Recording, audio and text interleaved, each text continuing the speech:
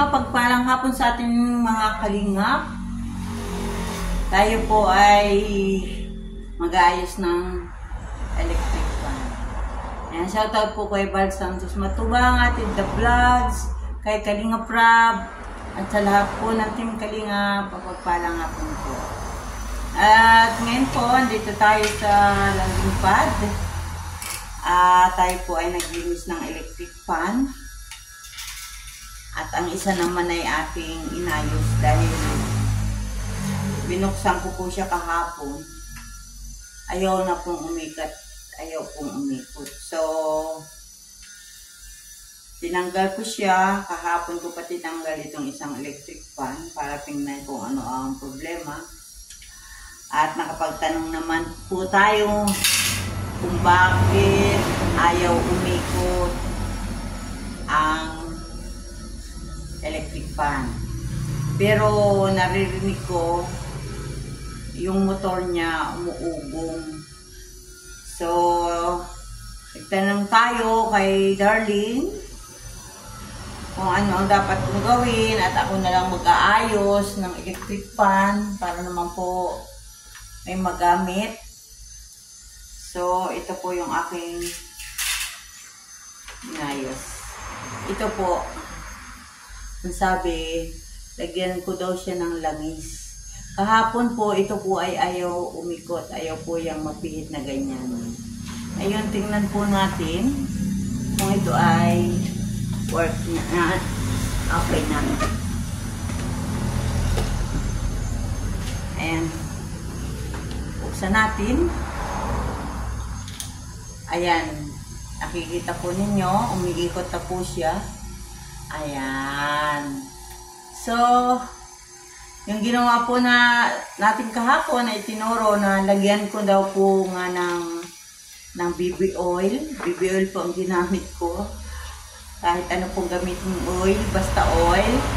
Na sabi po sa akin ay patakan ko po itong mahaba na ito. Ayan. Tapos pihit-pihitin ko daw kung ganito. Pinipihit ko po. Tagal muna natin sa saksak at baka tayo ay mag-ground.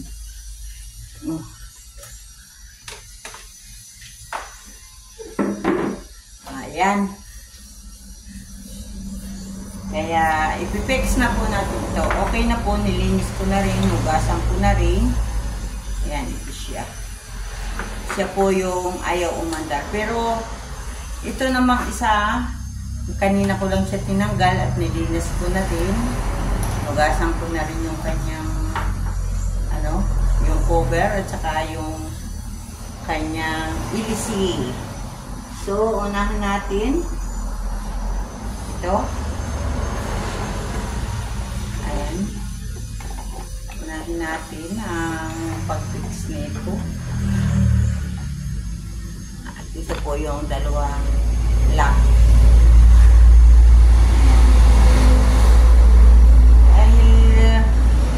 Kahit tayo ay mga babae, kailangan nating matutunan ano ba nito, paano natin siya maayos para siya ay mapakinabangang muli.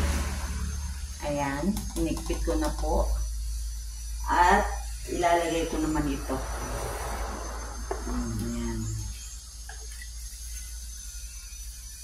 Oh, ayan. Kaya, pwede na po akong mag-technician. Pwede na po akong gumawa ng sirang electric fan. Ayan po. Ngayon po ay sana nagpa-echo natin siya, no? Ayan. O, diba? Ayan po. Alinis na siya. At ngayon, ito namang cover sa harap ang ilalagay natin.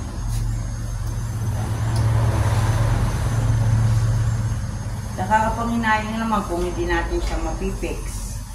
Hindi naman natin kaya ipagawa. Hindi rin natin madala sa pagawaan.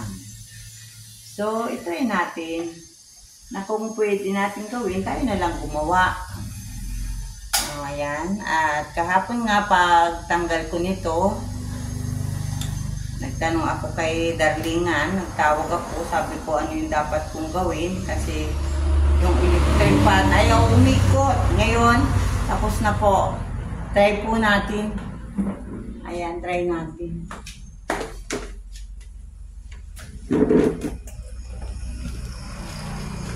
So, ito. Huwag kang uusok. Oh, ayan. Okay na? Wow!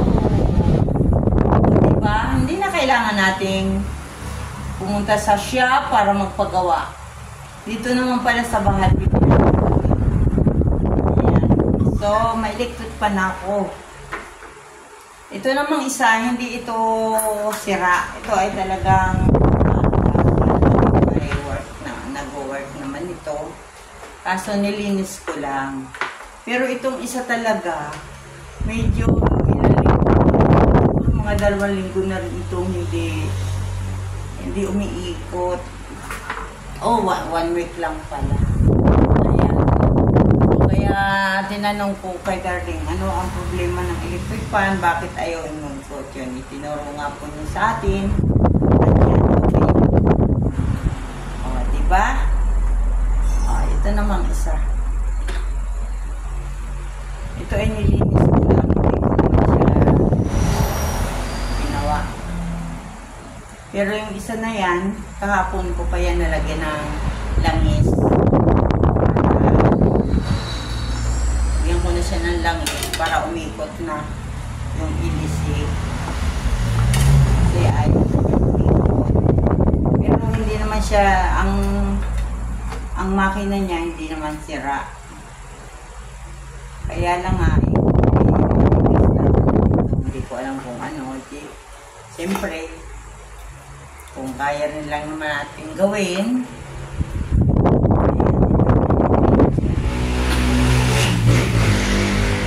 linis ang electric fan.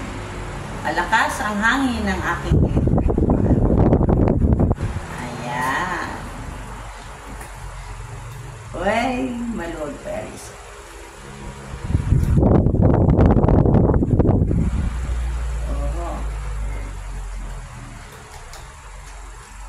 Maluwag.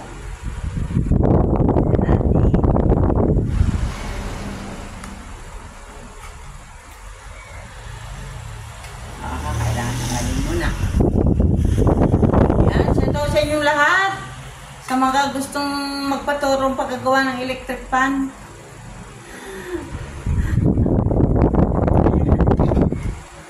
Free tutor po. Free.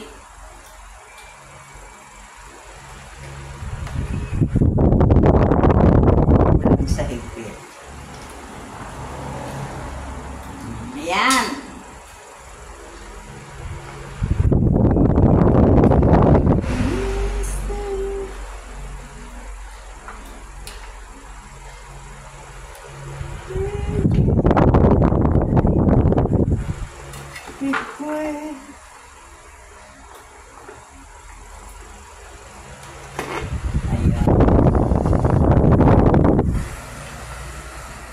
Kailangan tayong na dito sa bahay lang.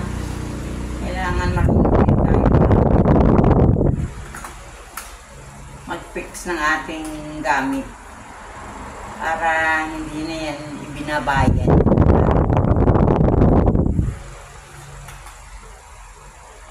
Napakasimple lang naman. Ano ba ito? Hindi mo na matanggal.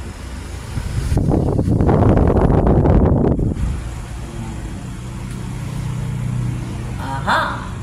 And the last cover.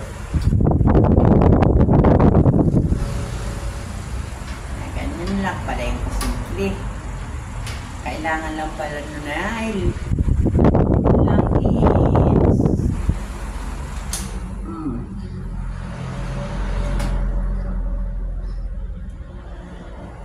Lalangisan, tumatigas na kaya ayaw nito.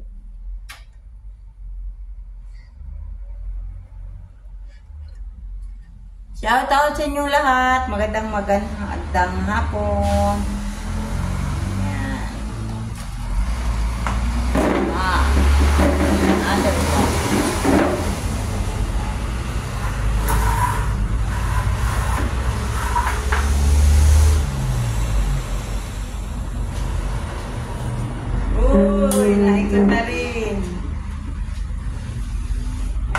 Pantay ko pala. Ayan.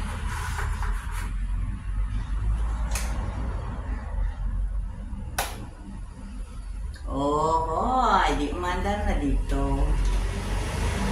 Di ba? Dalawa ng electric fan. Yun.